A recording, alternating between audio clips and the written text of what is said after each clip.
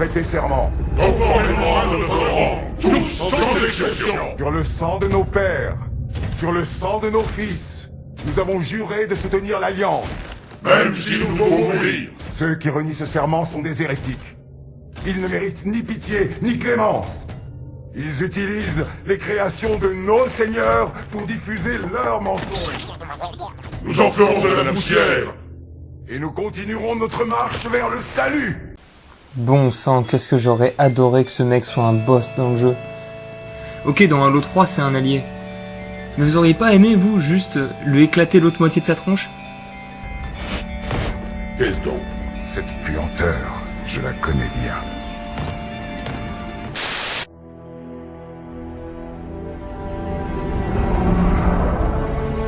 Salut à tous, aujourd'hui on s'attaque à une des alliances les plus fanatiques de l'univers du jeu vidéo. Aujourd'hui, on va parler de l'Alliance Covenant. Sale enfoiré, il aime trop s'écouter. L'Alliance Covenant est un rassemblement de différentes espèces extraterrestres apparaissant dans la série de jeux vidéo Halo, développée d'abord par Bungie, puis par 343 Industries. Série qui sera enrichie par des romans, des comics, et une série de courts-métrages regroupés en un seul, intitulé Halo Landfall, et réalisé par Neil Blomkamp, qui est plus connu pour avoir réalisé des films de science-fiction comme District 9 ou récemment Chappie. Je suis Chappie. L'Alliance est donc constituée de races très différentes les unes des autres, leur nombre variant selon les épisodes de la saga.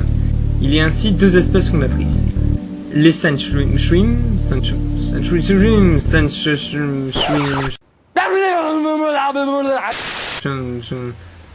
Bon, vous avez compris. Les Senshuim, ou prophètes, qui adorent prêcher la fin du monde. Car votre destruction est la volonté des dieux. Et moi, je suis leur instrument. Et les Shangeli, ou élites, qui constituent les leaders guerriers de l'Alliance. Vaisseau brut, en ligne décalée. Capitaine, ils sont 3 fois plus nombreux. Alors ça va être intéressant. À ces deux espèces viennent ainsi s'ajouter un paquet d'autres peuples. Les Ongoi, ou Grognards, les Kigyar, ou Rapaces, et les Galek Golo, ou Chasseurs, ou Hunters pour les amoureux de la VO, qui adorent venir vous massacrer en couple. À tout ce joyeux groupe viendront ensuite se rajouter d'autres espèces. Les Yanmes, ou drones, des saloperies de grosses punaises qui vous feront bien gaspiller des munitions pour les avoir. Les Jiralhanae, des gorilles de l'espace un peu débiles qu'on appelle plus communément brutes. Et les Oragok, ou ingénieurs, des gros poulpes volants capables de réparer n'importe quoi, une race datant de plus de 100 000 ans et créée par un peuple ancien appelé les Forerunners, sur lesquels nous reviendrons. L'Alliance Covenant est donc formée d'un ensemble de créatures représentant de nombreux genres animaux. Les brutes mêlent ainsi des caractéristiques simiennes et ursines, les élites des reptiliens, les rapaces, comme le nom l'indique, des oiseaux, et les drones et les chasseurs reprennent des aspects insectoïdes.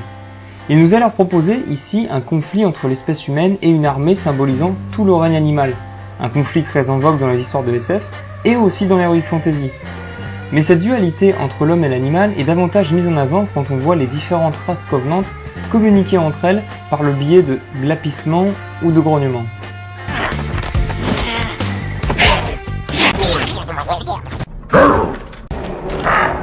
Je crois que ce martien veut communiquer.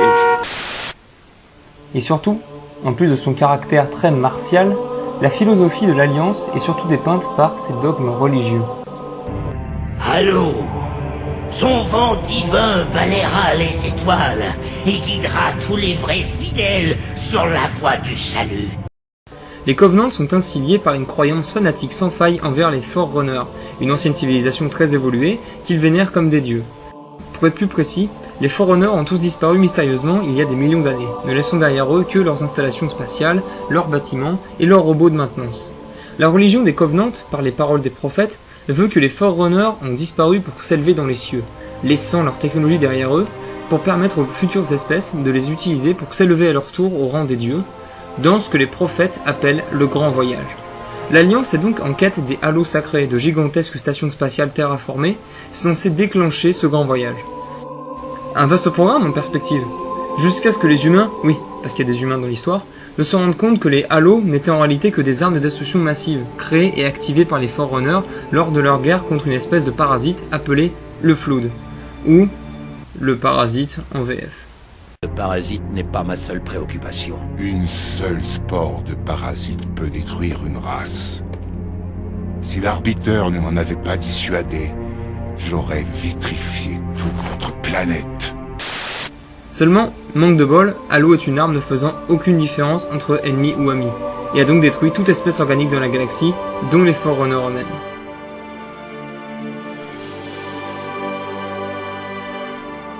C'est ballot. L'Alliance Covenant a donc évolué grâce à la technologie Forerunner qu'elle vénère, et s'en sert pour défoncer les races qu'elle croise sur sa route, dont l'espèce humaine. Même s'il est déjà arrivé que les élites fassent sécession pour s'allier aux humains et empêcher le prophète de la vérité de détruire la galaxie en activant tous les halos d'un coup, toutes les races Covenant restent fidèles à cette religion, et continuent de rechercher des artefacts Forerunner. Qu'est-il arrivé aux Forerunners? Une fois toutes les autres options épuisées, mes créateurs ont activé les anneaux. Ils ont péri, ainsi que toute forme de vie dans plusieurs galaxies alentour, comme prévu. Tartarus, les prophètes nous ont trahis.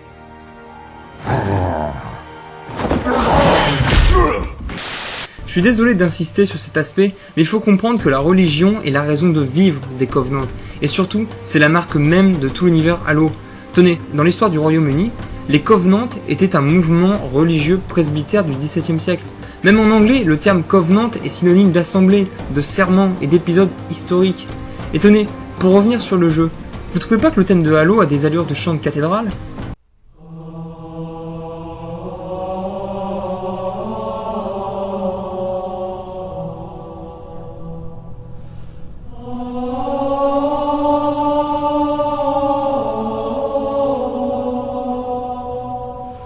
Pourquoi ? Parce que le jeu nous présente une guerre sainte, une croisade menée par différents peuples motivés par les paroles de leur caste religieuse qui dirigent l'ensemble de l'Alliance Covenant.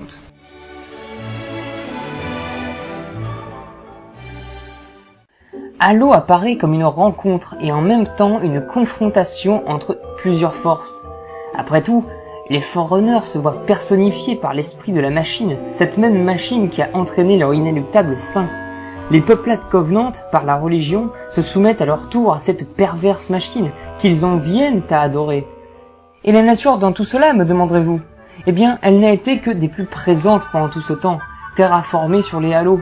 Ne vous êtes-vous jamais arrêté en plein combat pour observer toute cette poésie, ce calme qui règne dans ces plaines et ces collines, pourtant nées des artifices de la machine ?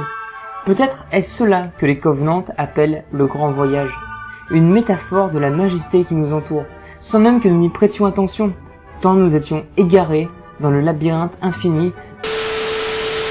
Bim! Headshot, connard! Tiens, vas-y, bouffe-la grenade, Jean-Luc, bouffe-la! Mange à coup de salopard! Mange!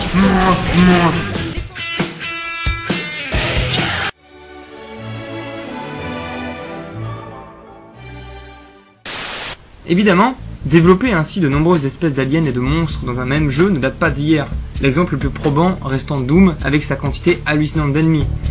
Dans le genre découverte et science-fiction, on pourra également penser à Rama, jeu que je vous conseille de tester où vous incarnez un astronaute partant explorer une gigantesque structure spatiale en forme de cylindre, peuplée de nombreuses créatures aussi étranges les unes que les autres, un peu comme Halo en fait. En fait, Halo rassemble les aspects exploration et découverte de Rama ou de Star Trek, mais en y rajoutant un max de baston.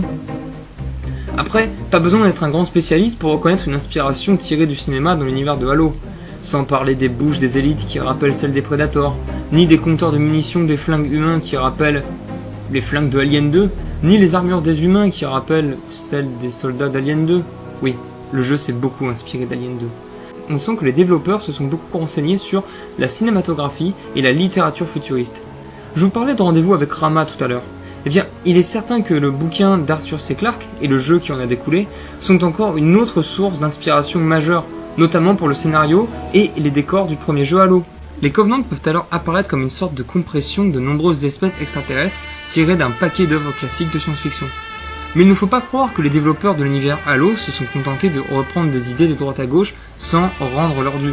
Il suffit en effet de constater les nombreux choix esthétiques des films de Neil Blomkamp qui s'inspirent directement de Halo et des Covenant.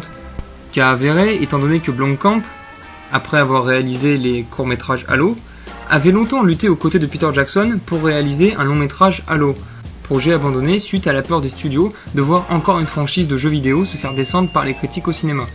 Autre exemple, les extraterrestres de Strategy Ender ont certaines similitudes avec les Covenant, même si l'on pourrait dans ce cas penser aussi à Mass Effect.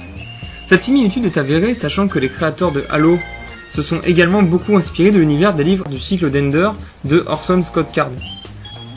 L'Alliance Covenant n'est donc pas qu'une simple horde d'extraterrestres débiles bons à prendre des coups de crosse.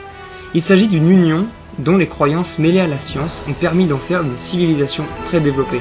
Une civilisation qui avance inexorablement vers sa propre perte. Ce funeste destin étant dû à leur foi qui, autrefois essence de leur philosophie de leur évolution, s'est transformée en aveuglement fanatique. Une alliance qui, inspirée des œuvres du passé, a aussi marqué une génération de jeunes développeurs et de cinéastes en herbe. Voilà, c'est fini.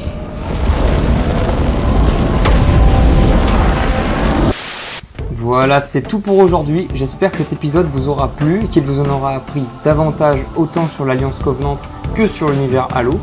Je vous conseille vivement aussi, si ce n'est pas le cas, en plus de jouer à cette excellente série de jeux, de vous procurer les grands classiques littéraires de la science-fiction qui ont inspiré l'Alliance Covenant, ainsi que de regarder d'urgence les films Alien et les films de Neil Blomkamp, pour mieux comprendre les liens qui rapprochent tous ces univers. Vous pouvez aussi me proposer des sujets à analyser pour les prochaines vidéos. Et surtout n'oubliez pas, pour buter un élite, il faut toujours viser la tête. Major, pourriez-vous me dire ce que vous faites sur ce vaisseau? Monsieur, je faisais un peu de ménage. C'était vraiment très intéressant.